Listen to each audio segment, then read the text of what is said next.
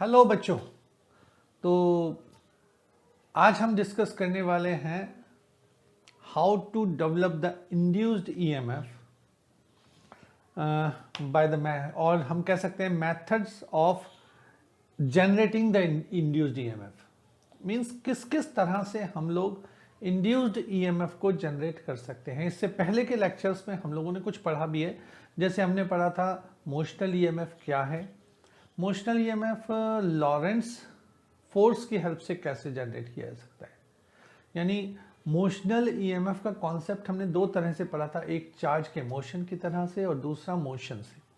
Now we are going to discuss about the concept, the method of generation of induced EMF, कि किस तरह से कितनी तरह से हम लोग इंड्यूस्ड ईएमएफ को जनरेट कर सकते हैं। उसके लिए छोटा सा आइडिया, पहले मैं फ्लक्स पे पहुंचूंगा और फैराडे लॉ पे। जब हम लोग पढ़ रहे थे, हमने शुरुआत किया था लेक्चर का, तो हमने पढ़ा था फ्लक्स, और फ्लक्स का फॉर्मूला क्या था? फ्लक्स का फॉर्मूला था B dot A, and we can write this B dot A is BA cos theta. देखिए यहां पर तीन चीजें आई। पहली चीज आई मैग्नेटिक फील्ड B, दूसरी चीज आई एरिया, और तीसरी चीज आई theta. Theta means change angle के और एरिया वेक्टर के और मैग्नेटिक फील्ड के बीच का एंगल। तो यहां पर आया B, यहां पर आया एरिया, यहां पर आया थीटा। एक तो मैंने ये पढ़ा था। दूसरा हम लोगों ने पढ़ा था फैराडे लॉ, और फैराडे लॉ क्या कहता है? According to Faraday law EMF is equals to minus d phi over dt। इसका मतलब the rate of change of flux generate induced EMF, हम लोगों ने ये पढ़ा। अब जरा इन दोनों को एक साथ लेने की कोशिश करते हैं, तो यहां से कुछ मेथड्स निकल के आएंगे। कैसे? अगर मैं फाई को लेता हूं तो हम लिख सकते हैं dy dt B A cos theta. Means पहला मेथड हो सकता है नंबर 1, जब A और थीटा हमारे कांस्टेंट हो and the magnetic field change with respect to time. First method क्या होगा इंड्यूस्ड ईएमएफ का? कि चेंजिंग द मैग्नेटिक फील्ड। तो आज का टॉपिक जो है उसका नाम है methods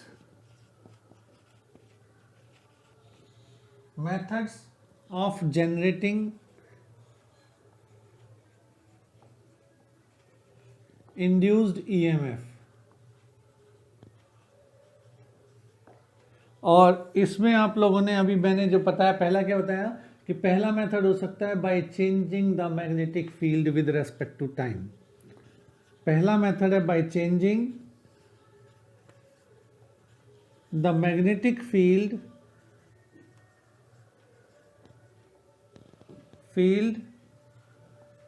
with respect to time. Number 2, दूसरा कॉन्सेप्ट हम बेटा क्या पढ़ सकते हैं? यहां पर मान लीजिए B कांस्टेंट है, थीटा भी कांस्टेंट है, तो क्या चीज चेंज होगी? तब चेंज होगा एरिया। तो सेकंड कॉन्सेप्ट क्या हुआ? Bye changing the area of the coil. Bye changing the area of the coil. और थर्ड होगा, थर्ड में हम कह सकते हैं कि भाई एरिया भी कांस्टेंट। अब तो हमारा B भी कांस्टेंट है, एरिया भी कांस्टेंट, तो चेंज क्या हो रहा है? थीटा कॉस थीटा, यानी ओरिएंटेशन। तो तीसरा कॉन्सेप्ट है by changing the relative orientation of between B and A। By changing relative orientation between B and A, यानी मैग्नेटिक फील्ड और एरिया वेक्टर के बीच के ओरिएंटेशन को चेंज करके भी हम लोग मैग्नेटिक इंड्यूस्ड ईएमएफ जनरेट कर सकते हैं। तो अब बारी बारी इन तीनों मेथड्स को हम डिस्कस करेंगे, जिनमें से वास्तविकता यह है कि दो तो हम डिस्कस ऑलरेडी कर चुके हैं, आज बात टर्न है थर्ड का। फिर भी थोड़ा सा डिस्कस करते हैं कि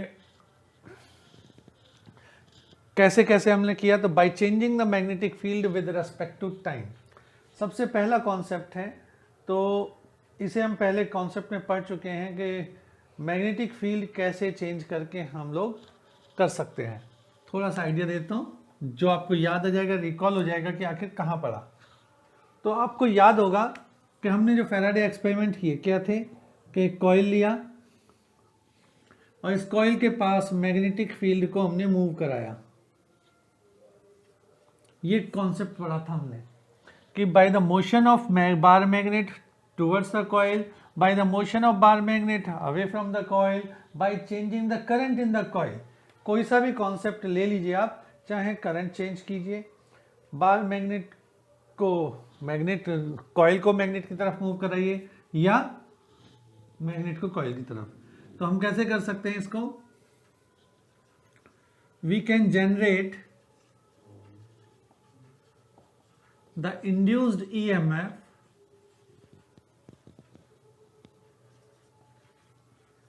by number 1 motion of a bar magnet towards the coil, motion of a bar magnet towards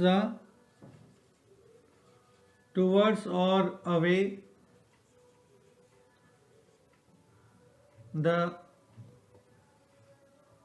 coil at rest। तो रेस्ट पर जो कॉइल होगा उसकी तरफ या उससे दूर जाते हुए हम लोग जनरेट कर सकते हैं। दूसरा मेथड क्या होगा कि कॉइल को मूव करा लेते हैं, मैग्नेट को हम नहीं रखते हैं। मैग्नेट कहाँ पर है, रेस्ट पर है, कॉइल कैसे है, मूव कर रही है। तो bye motion of coil, magnet कैसे, रेस्ट पे, and bar magnet at rest. और तीसरा कैसे कि एक कॉइल लीती है, उसमें करंट को चेंज करते रहिए, मैग्नेटिक फील्ड को बराबर वाले कॉइल में इंड्यूस्ड हो जाएगा, ईएमएफ इंड्यूस होगी। Third concept by changing the current.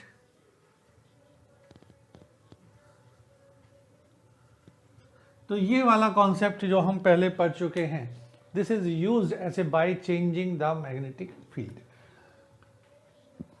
अब हम सेकंड कॉन्सेप्ट लेते हैं जिसमें हमने कहा by changing the area.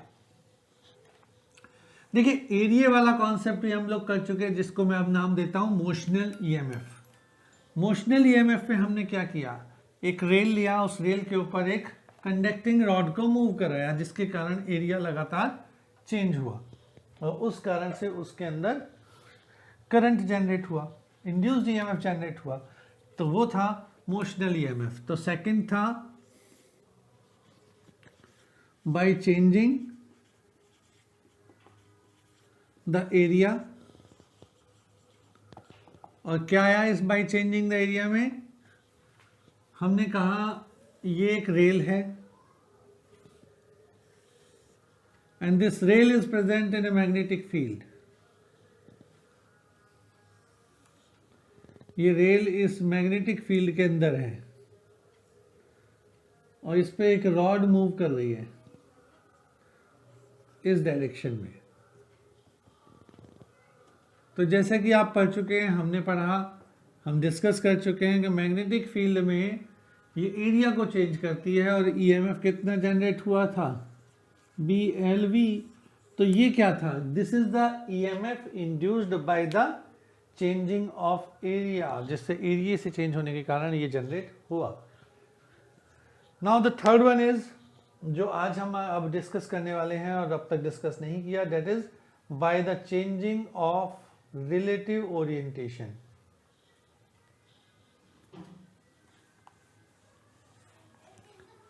Change of relative orientation between B and A।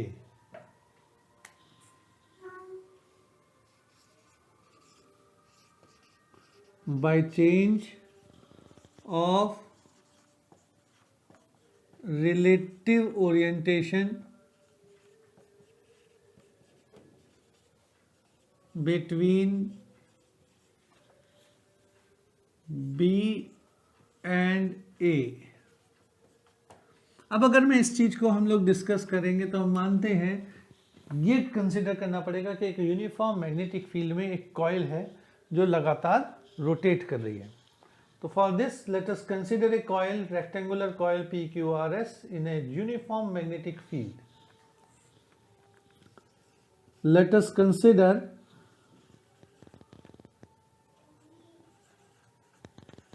a rectangular coil PQRS of area A in a uniform magnetic field.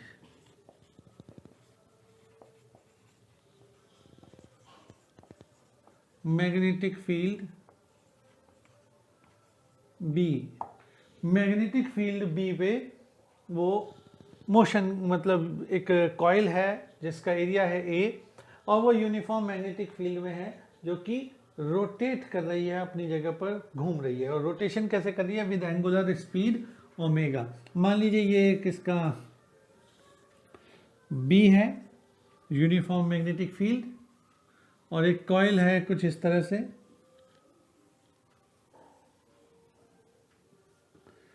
और ये coil इस आर्मेचर पे लगातार रोटेट कर रही है विद एंगुलर स्पीड ओमेगा। और अगर मैं कहता हूं कि एंगुलर स्पीड ओमेगा से चले तो what is the angle after T time, यानी इसका जो एरिया वेक्टर है ए और ओमेगा बी के बीच एंगल कितना होगा? तो after time T the angle between B and A is theta, हम कहते हैं दैट इज थीटा, और थीटा की वैल्यू कितनी होगी? Omega T. तो अब बात करेंगे थोड़ा सा इससे चल के कि क्या क्या हो सकता है। Now we know that flux कितना होता है? Flux is equals to B A cos theta, और इसे लिखा जा सकता है B A cos omega T. Now by Faraday law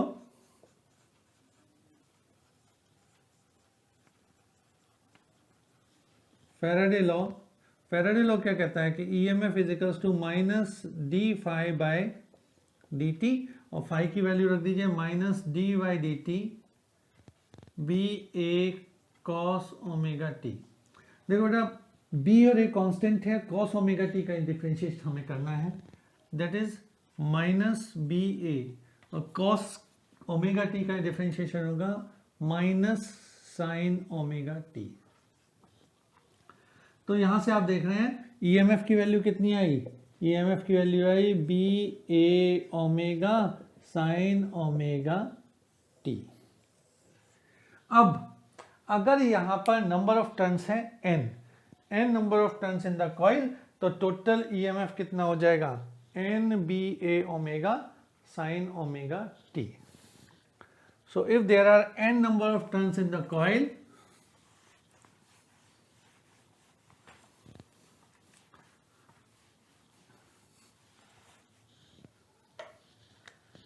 if there are n number of turns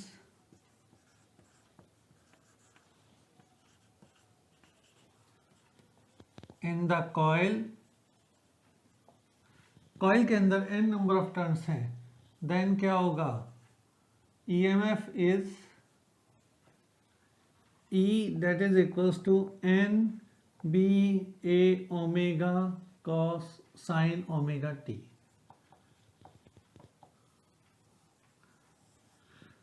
जैसा कि आप यहां देख पा रहे हो कि यहां पर टर्म आ रहा है sine omega T, n number of turns, b magnetic field, a area, omega angular velocity, आ रहा है साइन ओमेगा टी।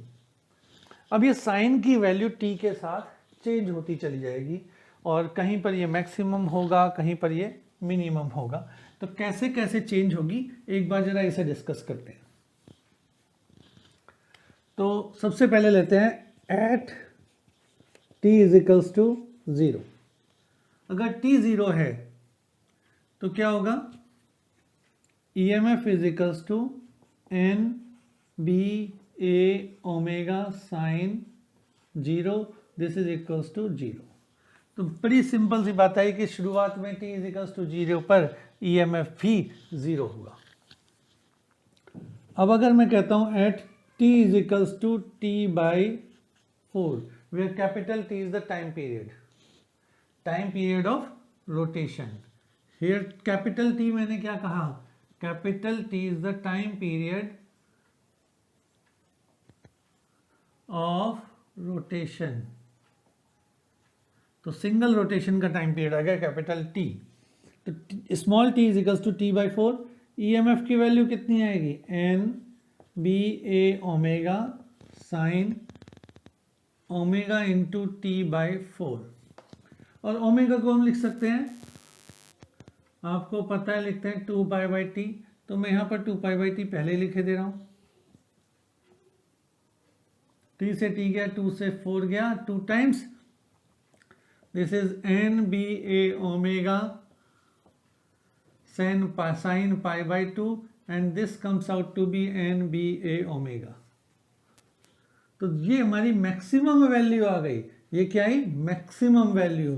तो व्हेन ओमेगा t इज π/2 यानी angle between B and A is π/2, angle between B and A is π/2, then EMF is maximum।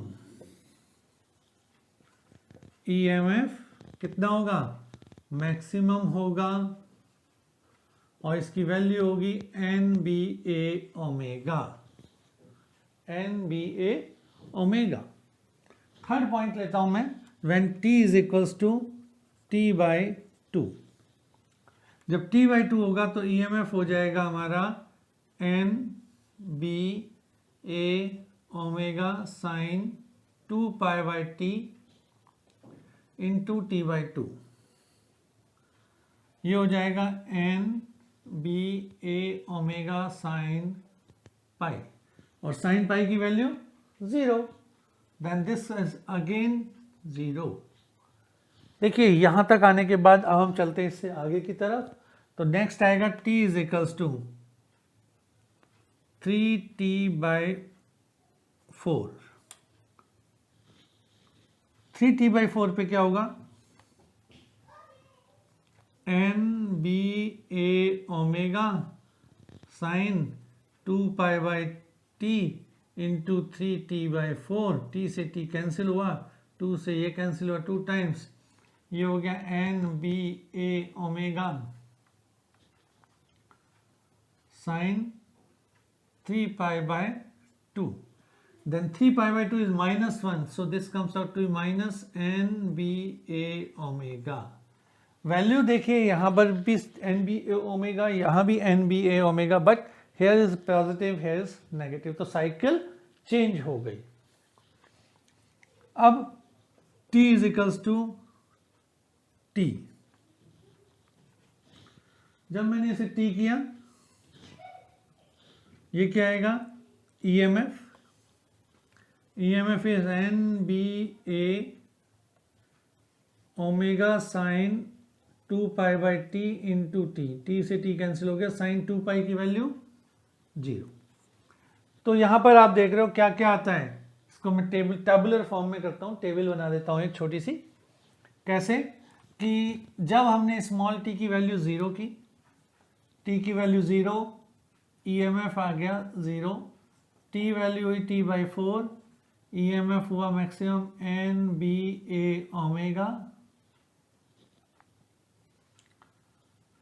t की value हुई t/2, EMF की value हुई 0, t की वैल्यू हुई 3t/4, EMF हुआ minus NBA omega, t की value हुई 2t, sorry capital T, EMF हो गया अगेन 0। तो this is all about orientation. और लास्ट इसमें चलते हैं, एक बार मैं ग्राफ बना के शो करना चाहता हूं तो क्या बनता है। तो ग्राफ से देखिए क्या बनेगा, बड़ा इंटरेस्टिंग चीज यहां से जनरेट होगी।